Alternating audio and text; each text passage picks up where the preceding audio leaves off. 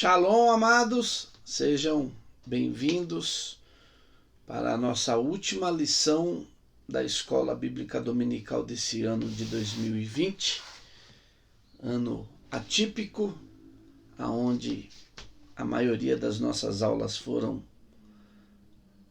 remotas, né? Sem a presença física, e por ocasião das festas de fim de ano, as condições das festas de fim de ano, nós vamos encerrar a escola dominical fazendo também um vídeo.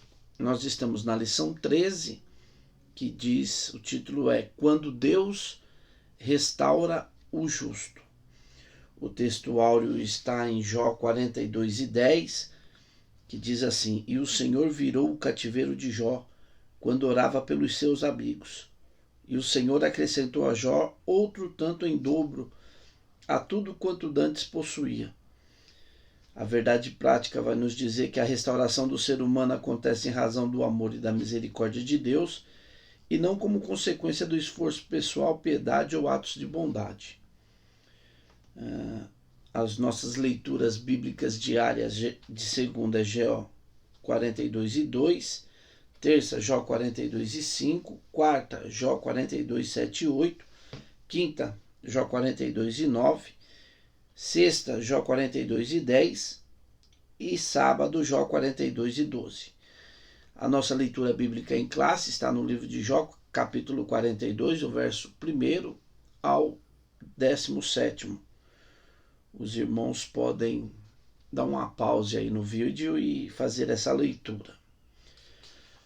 Amados, nós vimos na aula passada que Jó já recebeu, entre aspas, né, na visão do Jó, ele já recebeu a sua grande recompensa de todo o livro, que foi quando Deus falou com ele. O grande questionamento de Jó, o grande infortúnio para Jó, é que ele está buscando respostas de Deus durante todo o livro e ele não tem respostas.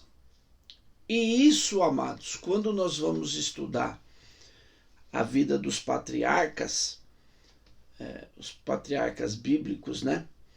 Eles é um grande fator na vida deles a questão da comunhão com Deus.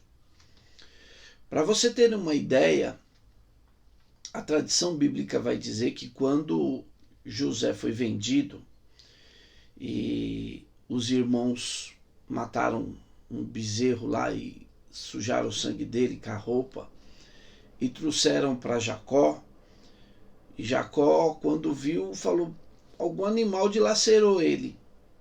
Ele começou a viver o luto.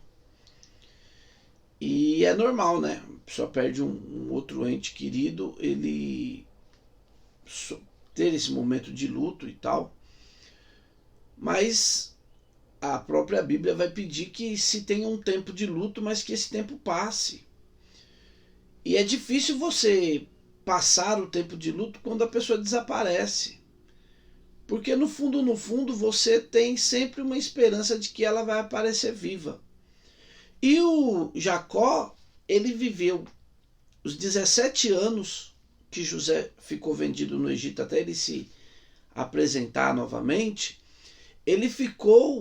O Jacó ficou vivendo aquele luto.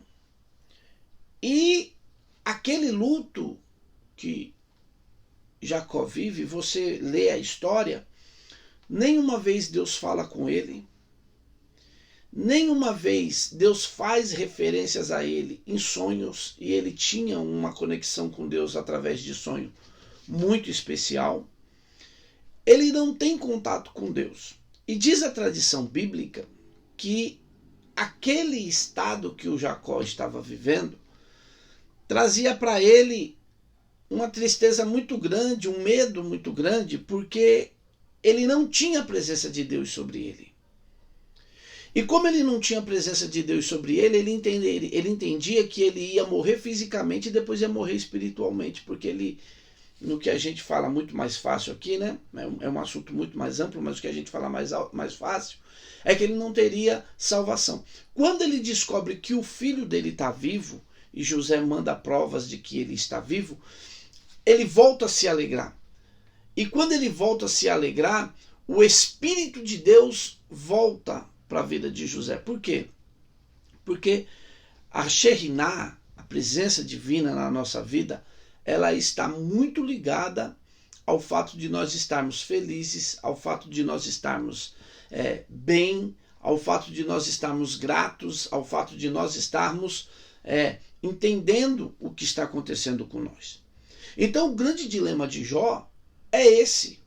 Ele vai ficar... Ele, em nenhum momento você vê o Jó reclamando que perdeu filho.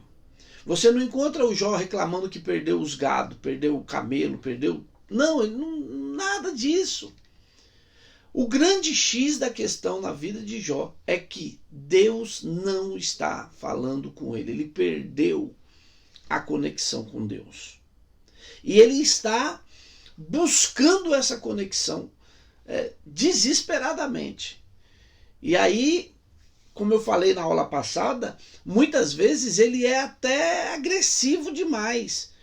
Ele coloca Deus em uma situação que até parece que Deus é injusto, porque ele vai partir para o confronto de dizer, olha, eu quero saber onde é o trono dele para eu pôr a minha causa e ele me mostrar onde é que eu estou errado. Então ele precisava. No capítulo 38 isso foi solucionado. A Bíblia diz que através de um redemoinho Deus falou com Jó. Quando Deus falou com Jó, acabou o problema de Jó. Jó, para ele, o que ele precisava ele já tem. A questão da saúde física, a questão dos bens, isso não vale mais nada para o Jó. Agora Deus falou com ele. Então, de certa forma, essa é a solução do problema de Jó. Deus falar com ele. Pronto. A partir do capítulo 38, quando Deus começa a fazer as perguntas para Jó, ele já recebeu a sua vitória. É como se ele reconhecesse que ele não é um perdido. Ele não é alguém que não tem um Deus para socorrê-lo. Não, isso aí passou, já era, acabou. Agora, irmãos, a gente vai ver do capítulo 38 até o 41, Deus falando com Jó, fazendo perguntas e colocando para ele toda a sua sabedoria, todo o seu poder. E no capítulo 42, veja que não há perspectiva, não há promessas, não há nada para Jó. Jó em nenhum momento recebeu uma profecia que dizia assim, eu vou te devolver tudo. Jó em nenhum momento recebeu uma palavra que dissesse, Deus vai retribuir, Jó. Deus vai te recompensar. Não recebeu. Jó em nenhum momento ele está se assegurando que fisicamente vai acontecer alguma coisa com Jó. E para ele está muito bem. Eu estou falando isso porque esse é um aspecto que nós precisamos entender na nossa vida quando nos sobrevém algum tipo de situação que aos nossos olhos não são boas. Por que eu falo aos nossos olhos não são boas? Porque muitas vezes, irmãos, eu entendo que uma situação não é boa, mas Deus está me colocando naquela situação para que eu cure alguma situação na minha vida, para que eu corrija alguma atitude na minha vida. Eu sempre comento, no meu canal eu coloquei uma mensagem ontem que fala sobre isso, sobre a questão dos ciclos na vida. E muitas vezes os ciclos ficam repetindo, e a gente não entende. De novo. Alguma coisa precisa ser mudada. Quem faz todas as coisas iguais vai ter todos os resultados iguais. Então, o Jó, ele acabou-se o problema de Jó quando Deus falou com ele. E essa deve ser a nossa expectativa. Nós temos que ter uma comunhão com Deus que ela não esteja atrelada às situações físicas.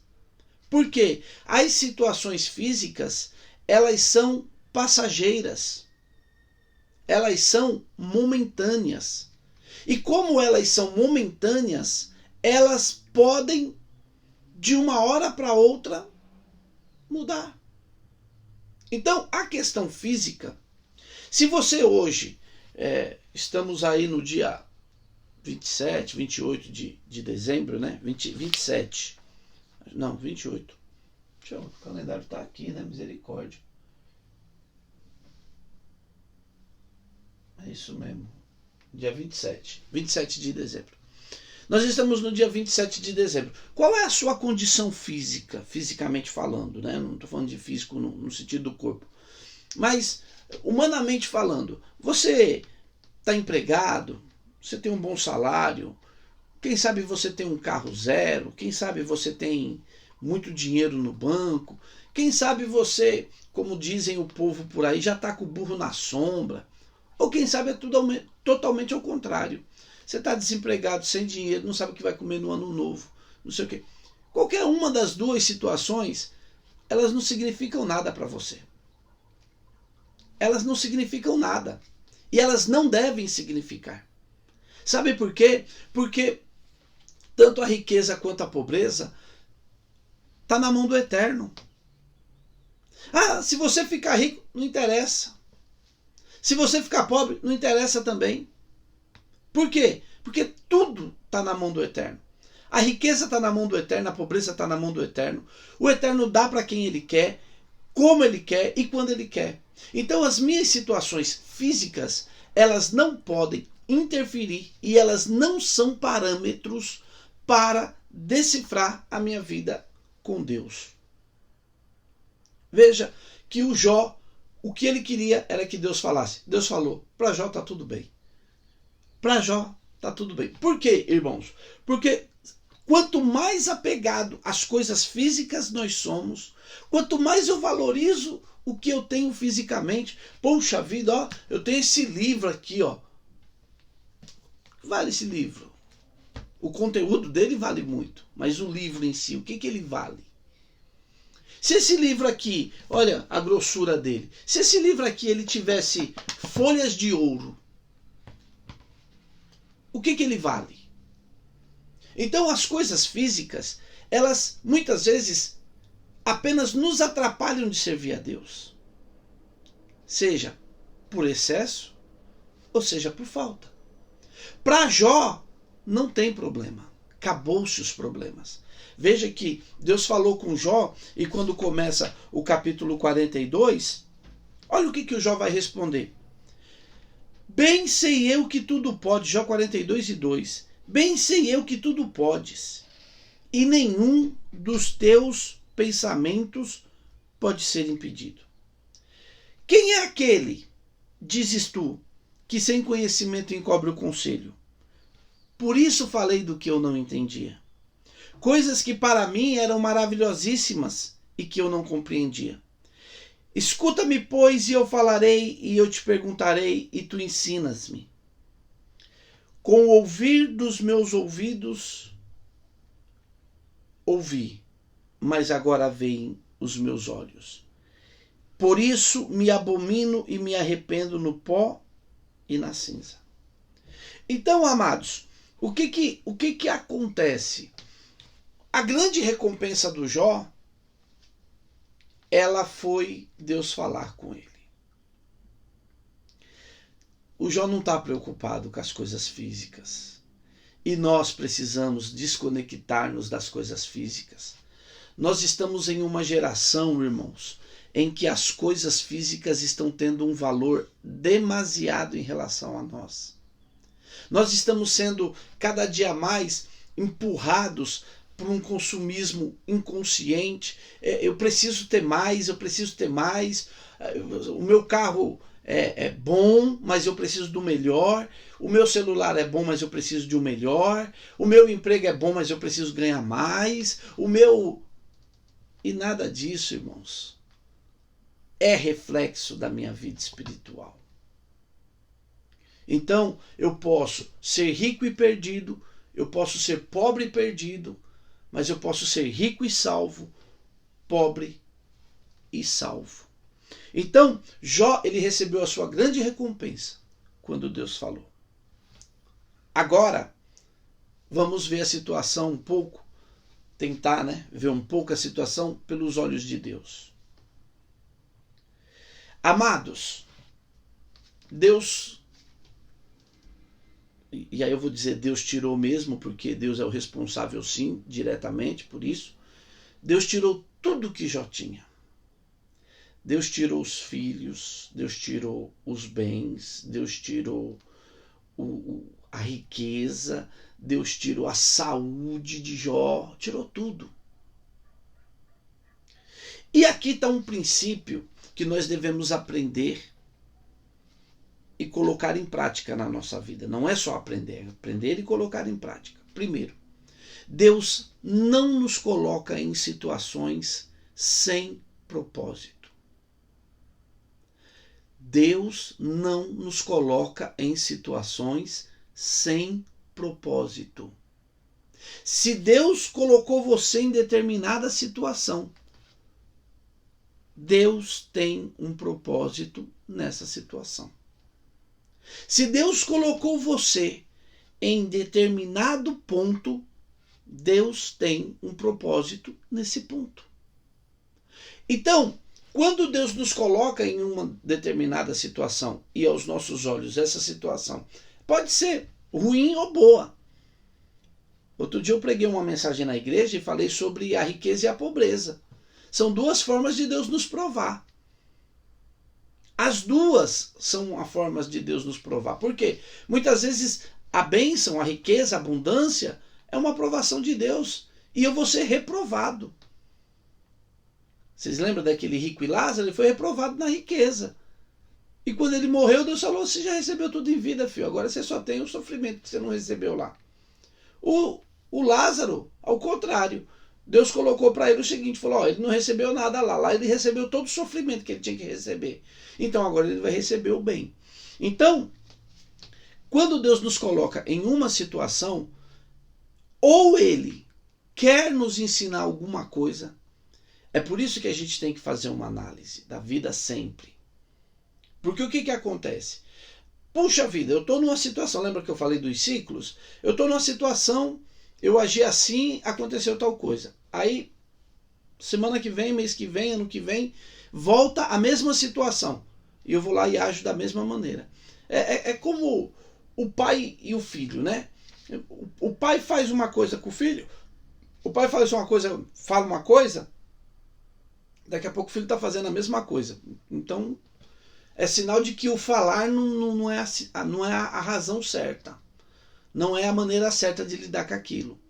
Você precisa ter uma ação de que a pessoa mude a sua maneira de pensar e agir.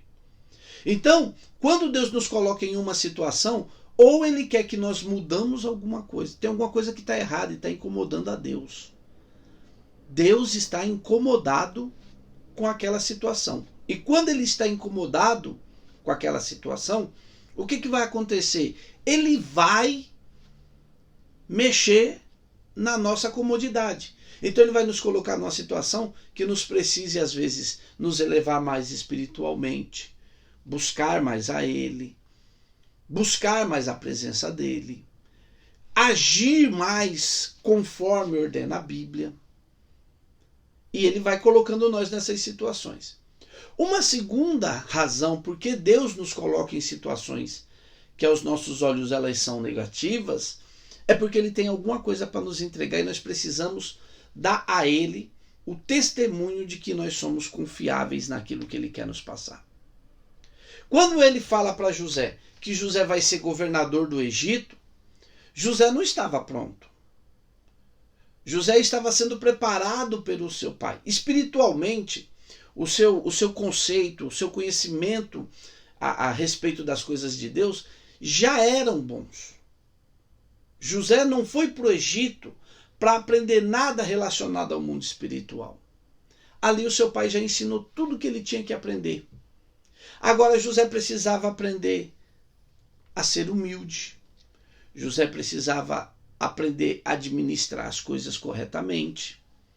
José precisava aprender a suportar calúnias, suportar as pessoas não gostarem dele.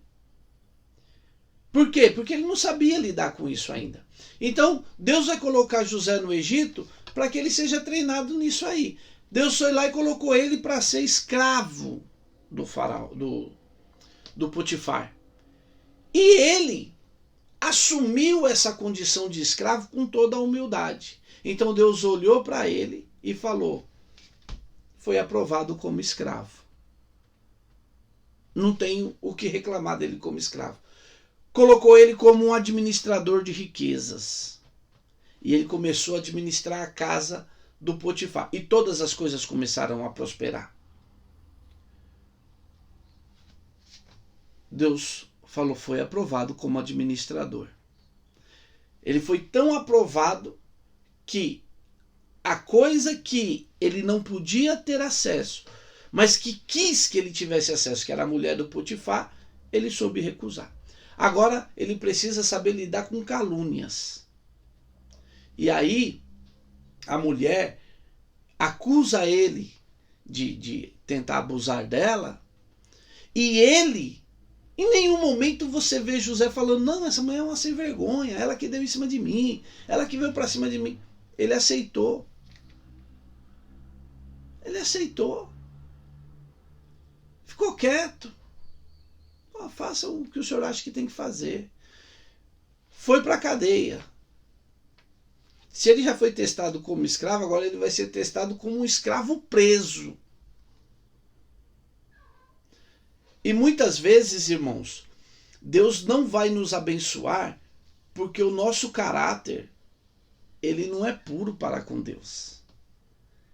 Nós estamos numa posição que, se nós tivermos mais poder, nós tivermos mais dinheiro, nós vamos pisar em cima das pessoas. E aí Deus, pela sua infinita misericórdia, não vai deixar que isso aconteça com nós. Quem sabe você, muitas vezes, está lá orando, ai Deus, eu queria aqui pelo menos um carrinho melhor, pelo menos um carro para eu ir para a igreja, ia me ajudar tanto. E Deus está dizendo assim, não, se você tiver um carro, não vai ser isso que você vai fazer. Então o que você precisa fazer? Você precisa ver dentro de você se o seu pedido ele é legítimo. Porque a gente sabe. Então, Jó, ele foi colocado nessa situação, ele não tem expectativas. Ele não tem ambições. Perdeu tudo, para mim não é nada, eu não tinha nada. Quando a mulher chega e fala, amaldiçoa teu Deus e morre, ele diz, mas você está falando que nem uma louca, você recebeu o bem, você não vai receber o mal, por quê?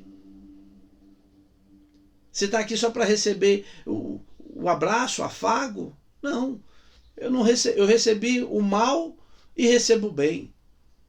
Agora, depois que Deus falou com o Jó, ele não está nem aí, irmão. Ó, ele está dizendo, Deus, o senhor tem razão, eu estava falando de coisa que para mim é maravilhosa demais. Eu estava me metendo num departamento aí que não é da minha alçada, não. Eu não sei mesmo, não. Eu sou o cabeção.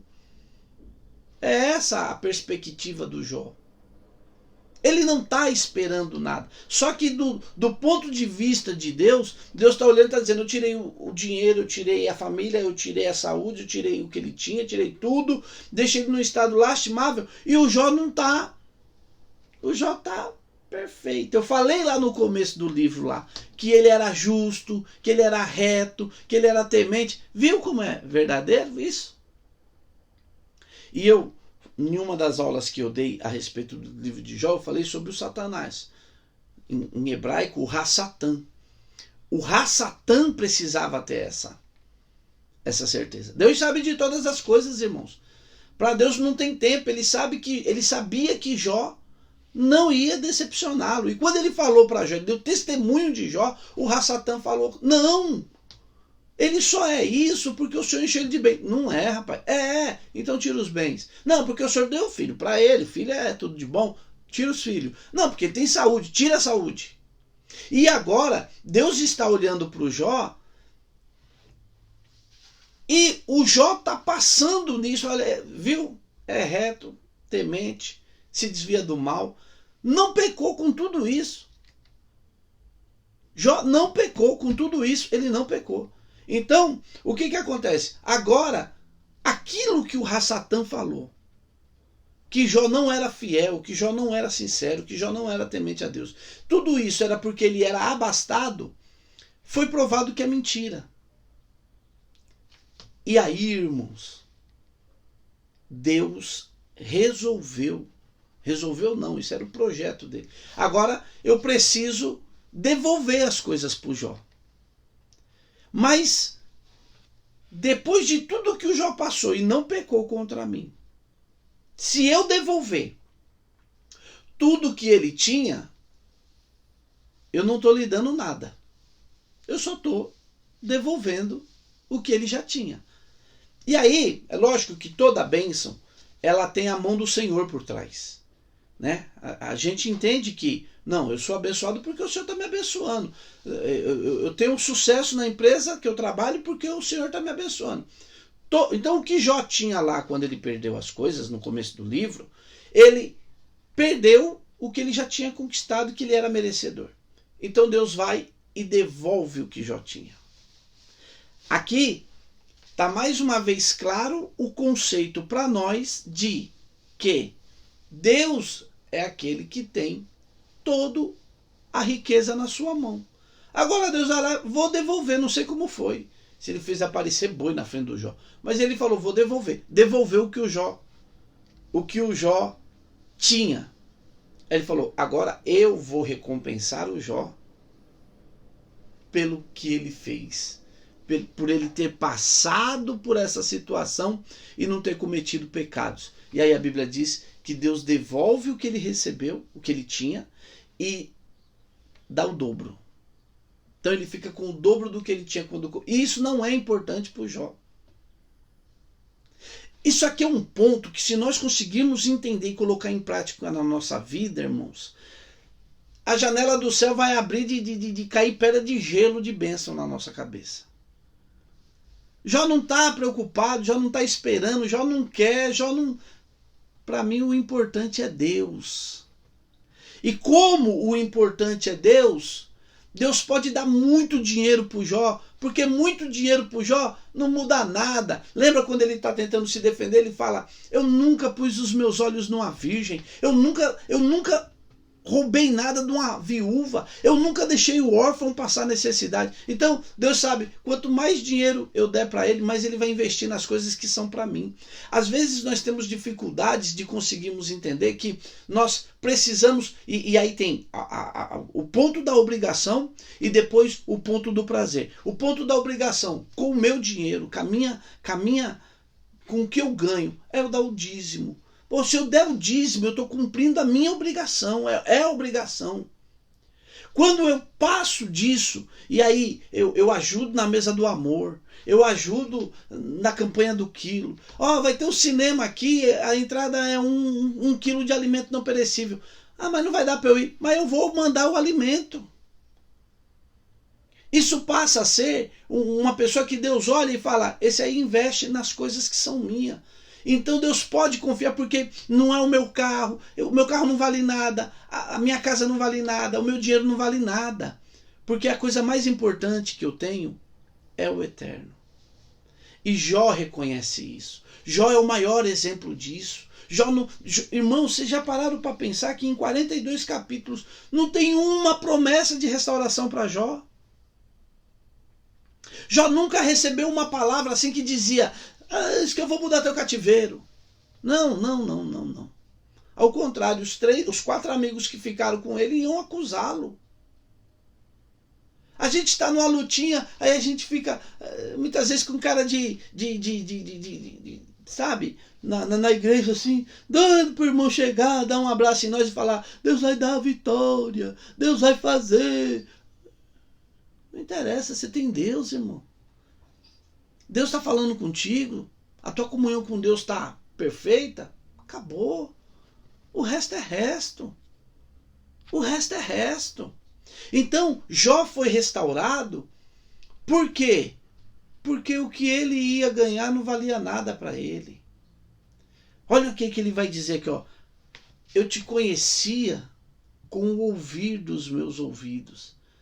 As pessoas falavam, e a minha fé contigo, e diz a tradição bíblica que nessa hora Jó está orando, e nessa hora ele está orando pelos amigos, e a sua carne começa a ser restaurada nos olhos de Jó. Ele começa a ver a restauração acontecendo na hora na vida dele, quando ele estava orando pelos seus amigos. Então, o que acontece? O Jó está vendo o milagre acontecer. E se nós conseguirmos colocar a nossa fé em Deus acima de qualquer coisa que nós temos, nós vamos ter muito mais. O grande segredo na relação com Deus é você não querer. Lembra o que Jesus falou? Jesus falou, ó, quem quiser guardar a sua vida, ficar com medo de guardar a sua vida, já perdeu. Agora, aquele que estiver disposto a perder a sua vida e perder a sua vida, acabou de ganhá-la. Então, amados, vamos nos apegar a essa condição que o Eterno nos dá. E com isso, o Eterno vai poder também, cada dia mais, abençoar a minha e abençoar a sua vida. Deus abençoe. Um bom domingo a todos.